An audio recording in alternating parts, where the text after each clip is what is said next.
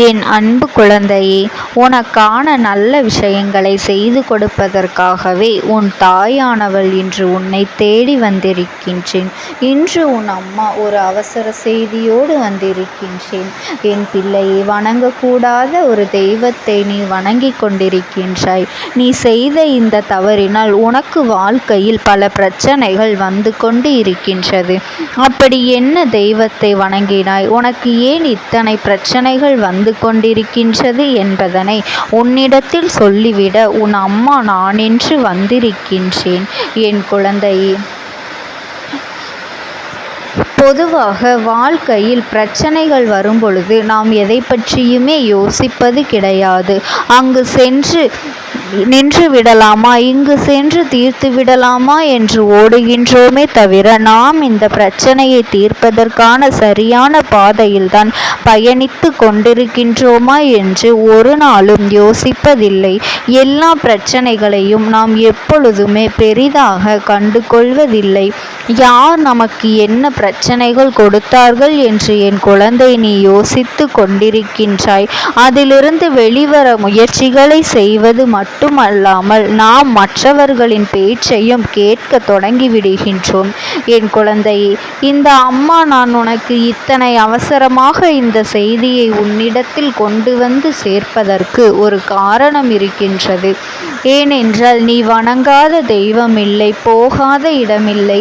ஆனால் உனக்கு மட்டும்தான் பிரச்சனைகள் அதிகமாக வந்து கொண்டிருக்கின்றது. உன்னால் தாங்கிக் கொள்ளவே முடியாத பல சூழ்நிலைகள் இந்த வாழ்க்கையில் உனக்கு உருவாகி கொண்டிருக்கின்றது. என்ன செய்ய போகின்றோம், ஏது செய்ய போகின்றோம் என்று நீ புலம்பி தவிக்கின்றாயே தவிர இதிலிருந்து எப்படி வெளியே வரப்போகின்றோம் என்று இதுநாள் வரையிலும் உனக்கு தெரியவில்லை.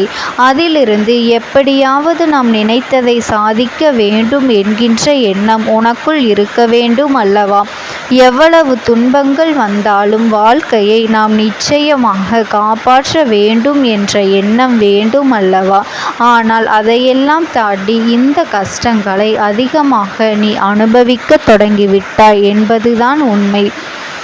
இந்த வாழ்க்கைக்குள் பிரச்சனைகள் அதிகமாகத்தான் அதோடு சேர்ந்து நீ பயணிக்க தொடங்கிவிட்டாய். கஷ்டங்கள் வருகின்றது, சமாளிப்போம் என்று நினைப்பதை விட நாமும் சேர்ந்து இந்த கஷ்டத்தோடு இருப்போம் என்று நினைக்க தொடங்கிவிட்டாய். இந்த அளவிற்கு உனக்குள் எண்ணங்கள் வந்ததற்கு காரணம் வேறு ஒரு தெய்வத்தை நீ வணங்கியது. நீ வணங்கிய இந்த தெய்வத்தை உனக்கு இருக்க வேண்டிய அவசியம் ஒரு பொழுதும் கிடையாது. எதனால் இந்த அம்மா இப்படி சொல்கின்றாள்? தெய்வம் எல்லாம் ஒன்றுதானே, எல்லா தெய்வங்களும் நல்லதுதானே செய்யும் என்று நீ யோசிக்கலாம். ஆனால் அது உண்மையல்ல என் குழந்தையே. உண்மையாகவே உன் மீது அக்கறை கொண்டு நீ கேட்கின்ற விஷயங்களை செவி கொடுத்து கேட்டு அதை உனக்கு நிறைவேற்றி கொடுக்கக்கூடியவர்கள் உன்னுடைய குலதெய்வமும் உன்னுடைய இஷ்ட தெய்வங்களும் தான். அது மட்டுமல்ல என் குழந்தையே, உன்னிடத்தில் எந்தவித எதிர்பார்ப்பும் இல்லாமல் அன்பை அள்ளி கொடுக்க கூடியவர்கள். எந்த ஒரு விஷயம் உன்னிடத்தில் எதையும் அவர்கள் கேட்பது கிடையாது. இதை செய்தால்தான் நான் உனக்கு அதனை செய்து கொடுப்பேன், இதை தந்தால்தான் நான் உனக்கு அதை தருவேன் என்று ஒரு பொழுதும் இவர்கள் உன்னிடத்தில் எதையும் வேண்டி விரும்பி நின்றது கிடையாது. உன்னுடைய வாழ்க்கையில் உனக்கு எது சரி எது தவறு என்று தெரிந்தும் உனக்கு எதை கொடுக்க வேண்டும் என்று புரிந்தும் அதை கொடுக்க சரியாக கொடுத்து கொண்டிருப்பவர்கள் அல்லவா உன்னுடைய குலதெய்வம். இவர்களை தாண்டியா நீ ஒரு தெய்வத்தை வணங்கினாய் என்று சற்று நீ சிந்தித்து பார். என் குழந்தையே, ஒரு கஷ்டம் வந்தவுடன் நீ கண்ணீர் விட்டதை பார்த்தவுடன் ஒவ்வொருவரும் உனக்கு ஒவ்வொரு ஆலோசனைகளை சொல்வார்கள். நீ இங்கு சென்று பார், இந்த இடத்திற்கு சென்று பார், இந்த கோவிலுக்கு செல், இங்கே ஒருவர் இருக்கின்றார், அவர் உனக்கு ஆசிகளை கொடுப்பார் என்று நீயும் சொல்வாய். ஆனால் அங்கு சென்ற பிறகு அந்த பரிகாரத்தை செய்யுங்கள், இந்த பரிகாரத்தை செய்யுங்கள், இத்தனை ஆயிரத்தை கொடுங்கள், இத்தனை லட்சத்தை கொடுங்கள் என்று உன்னை நடுத்தெருவில் இழுத்து விடுவார்கள். என் குழந்தையே, 1000 ரூபாயாக இருந்தாலுமே நீ ஓரிடத்திற்கு சென்று தெய்வத்தை வணங்கும் பொழுது அங்கு உன்னை இந்த ரூபாயை வைத்துதான் இதை செய்ய முடியும் என்று ஒருவர் சொல்கிறார் என்றால் அது தவறான இடத்தை நோக்கி நீ சென்றிருக்கின்றாய் என்பதனை புரிந்து கொள்ள வேண்டும் அல்லவா? அங்கே வயிற்று பிழப்பிற்காக அவர்கள் செய்கின்ற ஒரு விஷயம், அதை தவறு என்று உன் அம்மா நான் சொல்லவில்லை. அது அவர்களினுடைய திறமை. ஆனால் அதுதான் தெய்வம் நமக்கு தரக்கூடிய விஷயம் என்று நீ நினைப்பதும் அதன் பின்னாலேயே சென்று அத்தனையும் இழப்பதும் உன்னுடைய தவறு.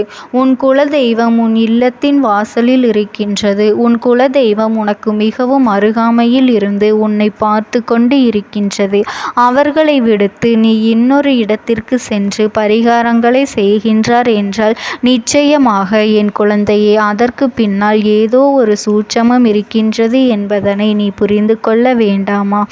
அம்மா சொல்வதை தெளிவாக புரிந்து கொள். இப்போது உன்னிடம் ஒருவர் உனக்கு கஷ்டம் வருகின்றது, பணக்கஷ்டம் அதிகமாக இருக்கின்றது, அல்லது ஏதோ ஒரு வேதனை அதிகமாக இருக்கின்றது, ஒரு குழந்தை பாக்கியம் இல்லை என்று சொல்கின்றாய் என்றால் அதற்கு என்ன சொல்வார்கள்? முருகனை தரிசனம் செய், திருச்செந்தூர் கோவிலுக்கு சென்று வா, பழனி முருகனுக்கு சென்று வா என்று சொல்வார்கள். அவருக்கு ஒரு வெற்றிலை தீபத்தை ஏற்று என்று சொல்வார்கள். இதுவெல்லாம் தவறு கிடையாது. இதுவெல்லாம் நீ சாதாரணமாக தெய்வத்தை வணங்கி நீயாகவே செய்யக்கூடிய விஷயங்கள். உனக்கு மனதிருந்தால் நீ செய்தால் போதும். முருகன் உன்னை எங்கிருந்தாலும் ஆசீர்வதிப்பார் என்பது உனக்கு நன்றாக தெரியும். அதே நேரத்தில் உனக்கு ஒரு பிரச்சனை வருகின்றது என்று சொன்னவுடன் நீ அங்கு இருக்கின்ற ஒரு கோவிலுக்கு செல். அங்கே இதுவெல்லாம் செய்வார்கள், அதிகாரம் செய்வார்கள் என்றெல்லாம் சொல்லி உன்னை அனுப்புகின்றார்கள். உன்னுடைய துணைவசம் உன்வசம் வரவேண்டும் என்று உன்னை யாரேனும் எங்கேனும் அழைத்து செல்கின்றார்கள் என்று வைத்துக் கொள்வோம். என் குழந்தையே, அவர்கள் ஏதையாவது ஒரு தெய்வத்தை வணங்கி கொண்டிருப்பார்கள். அங்கு சென்று நீ கையெடுத்து வழங்கிவிட்டாய், ஆனால் அது உனக்கும் சேர்ந்ததல்லவா? அந்த பாவம் வந்து சேரும் என் பிள்ளையே. அதனால்தான் உன் அம்மா எப்பொழுதுமே நான் சொல்கின்றேன், அதை நீ கவனமாக கேட்டு தெரிந்து கொள். உன்னுடைய தெய்வமன்றி மற்ற தெய்வங்கள் யாராக இருந்தாலும் நீ மனதார அவர்களிடத்தில் நினைத்து கொள்ளலாம். அதுவும் தெரியாத ஒரு இடத்தில் புதிதாக சென்று எந்த ஒரு தெய்வத்தையும் வணங்காதே. உன் குலதெய்வத்தின் துணை எப்பொழுதுமே உனக்கு இருக்கும் என்பதனை நீ நினைவில் வைத்து கொண்டு இருக்கட்டும். நேரத்திற்கு தகுந்தது போல, இடத்திற்கு தகுந்தது போல வேண்டுதலை மாற்றுவதோ அல்லது தெய்வத்தை மாற்றுவதோ ஒரு பொழுதும் நல்லதற்கல்ல என்பதனை என் குழந்தை நீ புரிந்து கொள்ள வேண்டும். அந்த செயல்களில் ஈடுபடுவர்களை ஒரு நாளும் நீ தேடி செல்லாதே. எல்லாவற்றையும் இழந்துவிட்ட பிறகு நீ நன்றாக இருந்த வாழ்க்கையை கூட தொலைத்துவிட்டு நடுத்தெருவில் வந்து விடுவாய் என்பது உண்மை. எப்பொழுதும் உன் நினைவில் இருக்கட்டும். தெய்வம் தெய்வமாகத்தான் உன்னை தேடி வரும், இந்த மனிதன் அல்ல. அப்படியே இந்த தெய்வம் மனித ரூபத்தில் உன்னை தேடி வந்தாலும் உன்னால் அவர்களிடத்தில் இருந்து நல்லதை மட்டுமே பெற முடியுமே தவிர ஒரு பொழுதும் இது போன்ற தீய விஷயங்களை எல்லாம் நீ பெற முடியாது. நீயே நினைத்தாலும் அது உன்னை வந்து சேராது. நீயே இப்பொழுது இத்தனை ரூபாய் செய்து பரிகாரம் செய்ய வேண்டும் என்று எண்ணினால் கூட அதை உன்னால் செய்ய முடியாதபடிக்கு அந்த தெய்வம் செய்துவிடும்.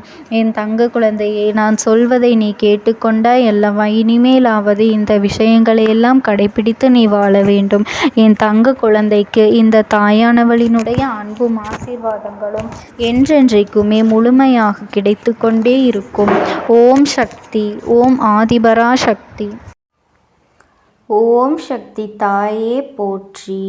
நீ நல்லது நினைத்தால் இந்த தாயின் ஆசீர்வாதத்தில் உனக்கு நல்லது மட்டுமே நடக்கும். என் அன்பு குழந்தையே, உன்னுடைய வாழ்க்கை துணையை பற்றி நீயே அறியாத சில விஷயங்களை உன்னிடத்தில் இந்த அம்மா ஸ்தானத்தில் இருந்து உனக்கு கூற வந்திருக்கின்றேன். என் தங்கமே, நீ என்னிடத்தில் வந்து எங்கள் இருவருக்குள்ளும் பிரச்சனையாக இருக்கின்றது அம்மா, எங்களை சேர்த்து வையுங்கள் தாயே, எங்களுக்குள் மன ஒற்றுமை இல்லை, அதனால் குடும்பத்திலும் அமைதி இல்லை, அவர்கள் என்னை விட்டு பிரிந்து சென்று விட்டார்கள் என்றெல்லாம் நீ அழுது புலம்புகின்றாய் அல்லவா?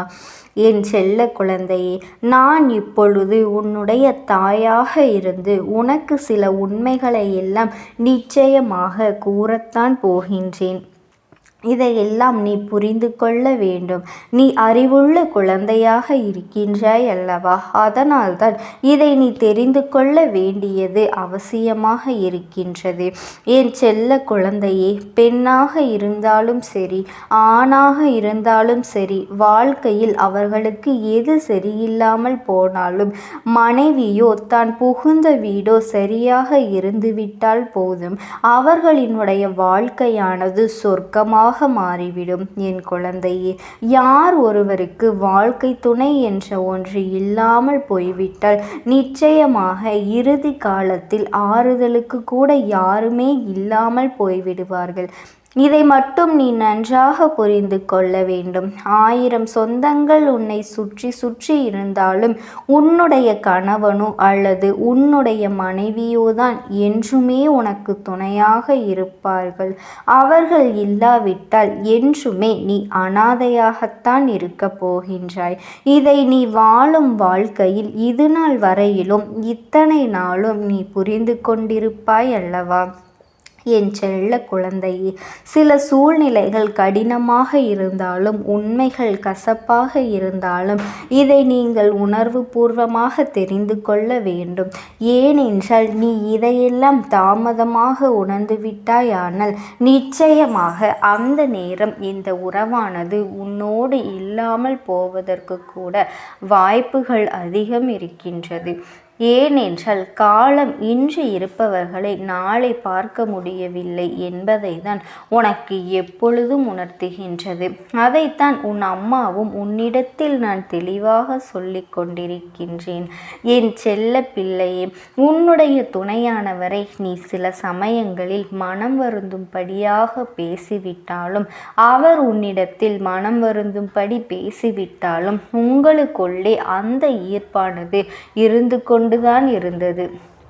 இதுவெல்லாம் இந்த அம்மாவிற்கு நிச்சயமாக நன்றாக தெரியும். உங்களில் ஒருவர் நிச்சயமாக ஒவ்வொரு சமயங்களிலும் விட்டு கொடுத்துதான் சென்றீர்கள். அதில் எந்த ஒரு மாற்று கருத்துமே இல்லை. நீங்கள் இருவரும் ஒருவரின் மேல் ஒருவர் வைத்திருக்கின்ற அன்பானது எந்த குறையில் இல்லாமல் தான் இருக்கின்றது. ஆனாலும் சில கோபதாபங்களில் அவசரப்பட்டு ஒருவருக்கொருவர் சண்டையிட்டு கொள்கின்றீர்கள். இந்த பிடிவாதம் மட்டும் வந்துவிட்டால் ஒரு சில சமயங்களில் இருவருமே புரிந்து கொள்ளும் தன்மை இல்லாமல் போய்விடுகின்றீர்கள். என் அன்பு குழந்தையே, இன்று உங்கள் இருவருக்குமான இந்த பிரச்சனைக்கு முக்கிய காரணம் மூன்றாவது ஒரு நபராக இருந்தாலும் என் செல்ல குழந்தையே, உங்களுக்கான பிரச்சனைகளை நீங்கள் ஆற அமர்ந்து உங்களுக்குள்ளே பேசி தீர்த்து கொள்ள வேண்டும். உன் துணையானது உன்னிடத்தில் எவ்வளவுதான் சண்டை போட்டாலும், எந்த ஒரு சூழ்நிலையிலும் பாசத்தில் உன்னிடத்தில் குறை வைக்கவில்லை. பலமுறை இது போல நடந்த பிறகும் சில சமயங்களில் எல்லாம் அதை அவர்களின் மனது ஏற்க மறுக்கின்றது. நீயோ அவரை உன் உயிருக்கும் மேலாகவே நினைத்து கொண்டுதான் இருக்கின்றாய். ஆனாலும் என் அன்பு பிள்ளையே, ஒரு பிரச்சனையை எப்படி சுமூகமாக முடிக்க வேண்டும் என்பது மட்டும் உனக்கு இன்னும் நன்றாக தெரிவதில்லை. அம்மா சொல்லக்கூடிய ஒரு விஷயத்தை நீ எப்பொழுதும் மறந்துவிடக் கூடாது. அது என்ன தெரியுமா? உனக்காக தன்னுடைய தாய் தந்தையர்களை எல்லாம் விட்டுவிட்டு நீயே உலகம் என்று உன்னை தேடி வந்தவர்களை எல்லாம் ஒரு நாளும் நீ உதாசீனப்படுத்தி பேசிவிடக் கூடாது. உன்னுடைய தன்மானத்திற்காக செய்கின்றேன் என்று நீ எந்த ஒரு தவறையும் செய்துவிடக் கூடாது. அவர்கள் தன்னுடைய குடும்பத்தையே பிரிந்து உன்னோடு வந்திருக்கின்றார்கள் என்றால் அவர்களுக்கு ஆறுதல் சொல்லக்கூட அங்கே யாருமே இருக்க மாட்டார்கள் அல்லவா? அப்படிப்பட்ட ஒரு பெண்ணுக்கு நீ அப்பாவாகவும் அம்மாவாகவும் நீ மட்டுமே இருந்து அவர்களை வாழ்க்கையில் வளம் நடத்த வேண்டும். தவறே ஏதாவது செய்திருந்தால் கூட அதை திருத்தி நல்வழிப்படுத்த முயற்சி செய்ய வேண்டுமே தவிர அதை விடுத்து பிரிந்து செல்வதோ பிரிய வேண்டும் என்று நீ கோபப்பட்டு கத்துவதோ உன்னுடைய வாழ்க்கைக்கு நல்லதல்ல. என் தங்கமே, நீ நினைக்கலாம், நாம் சம்பாதிக்கின்றோம், நான் தானே இந்த வீட்டில் சம்பாதித்து அனைவரையும் காப்பாற்றுகின்றேன், நான் தானே நல்லது கெட்டது எல்லாவற்றையும் பார்த்து கொள்கின்றேன் என்று கூட நீ சொல்லலாம். நீ ஆண் என்பதால் சம்பாதித்து காப்பாற்றுவது தானே உன் கடமையாக இருக்கின்றது. அவள் உன்னையும் உன் குடும்பத்தையும் உன் குழந்தைகளையும் பார்ப்பதிலேயே அவர்களினுடைய முழு நாளும் அங்கே கடந்து போகின்றது.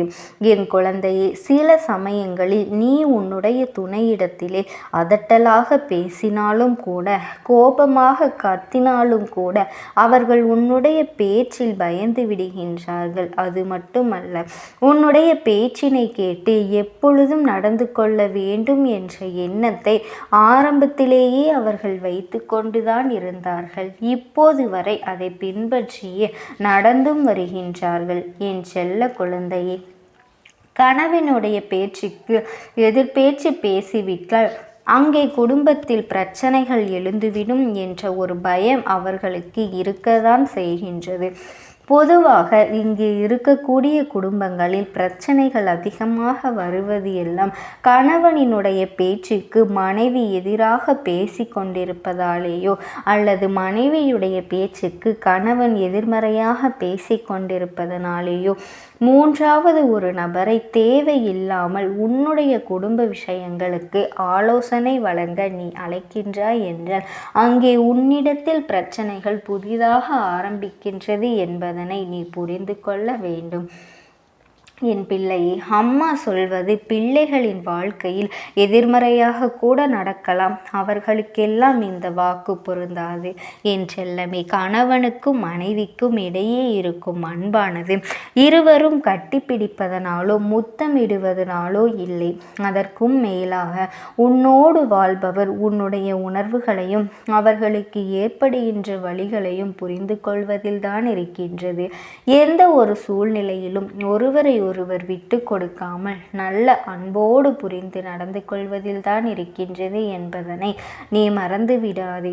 என் குழந்தையே, ஒவ்வொருவரும் அவர்களினுடைய குழந்தைகளுக்கு இதையெல்லாம் சொல்லி கொடுத்துதான் தெரிந்து கொள்ள வேண்டும் என்ற அவசியம் இல்லை. ஏன் தெரியுமா? இதையெல்லாம் அன்றாட வாழ்க்கையில் எல்லோரும் ஒவ்வொரு குடும்பத்தில் நடக்கக்கூடிய விஷயங்களை எல்லாம் தெரிந்தோ தெரியாமலோ பார்த்து கொண்டுதான் இருக்கின்றார்கள். அப்படி இருக்கும் பொழுது நம்முடைய வாழ்க்கையில் இது போன்றெல்லாம் நடப்பதற்கு நாமவே எல்லாவற்றையும் தவறுகளாக செய்துவிடக் கூடாது அல்லவா? உன் குடும்பத்தில் இருப்பவர்களிடத்தில் எப்பொழுதும் நீ அன்பாக நடந்து கொள்ள வேண்டும். அது மட்டுமல்ல, நீ பெண்ணாக இருந்தால் உன்னுடைய மாமியாரையும் மாமனாரையும் பெற்றோர் போல பார்த்து கொள்ள வேண்டும். அதுவே நீ ஆணாக இருந்தால் உன்னுடைய மனைவியின் பெற்றோரையும் உன்னுடைய தாய் தந்தையை போலதான் பார்த்து கொள்ள வேண்டும். என் தங்க பிள்ளையே, இன்று இருக்கக்கூடிய சூழ்நிலையில் ஒவ்வொருவரும் தன்னுடைய பலம் என்ன, பலவீனம் என்ன என்பதையெல்லாம் நன்றாக தெரிந்து வைத்திருக்க வேண்டும். ஒரு ஆணுக்கு பலம் என்ன தெரியுமா? அவனுடைய மனைவிதான். எப்பொழுதும் சில பெண்களை தவிர எல்லா பெண்களும் தன்னுடைய பலத்தையோ தன்னுடைய அதிகாரத்தையோ தன் கணவனிடத்தில் வெளிப்படுத்துவது இல்லை. ஒருவருக்கொருவர் அதீத அன்பு வைத்துவிட்டுதான் அங்கே இதையெல்லாம் வெளிப்படுத்த தெரியாமல் சிறு சிறு பிரச்சனைகளுக்கு எல்லாம் சண்டையிட்டு உங்களையும் வைத்து கொண்டு உங்கள் குழந்தைகளையும் கண்கலங்க வைத்து விடுகின்றீர்கள். என் தங்கமே, நீ என் குழந்தை அல்லவா? நீ ஆணாக இருக்கும் பட்சத்தில் உன்னுடைய மனைவியிடத்தில் அன்பாக பேச வேண்டும். வெளியில் உனக்கு 1000 பிரச்சனைகள் இருந்தாலும் வீட்டுக்கு வந்தது தன்னுடைய வீட்டையும் நீ கவனிக்க வேண்டும் அல்லவா? இந்த குடும்பத்திற்காகத்தானே நீ இத்தனையும் செய்து வருகின்றாய். அப்படி இருக்கும் பொழுது உன்னுடைய துணையை நீ புரிந்து கொள்ள வேண்டும் அல்லவா? என் தங்க குழந்தையே, நீ எதை நினைத்தும் கவலைப்படாதே. இந்த தாயானவளினுடைய அன்பும் ஆசீர்வாதங்களும் என்றென்றைக்குமே உனக்கு முழுமையாக கிடைத்து கொண்டே இருக்கும். ஓம் சக்தி, ஓம் ஆதிபரா சக்தி.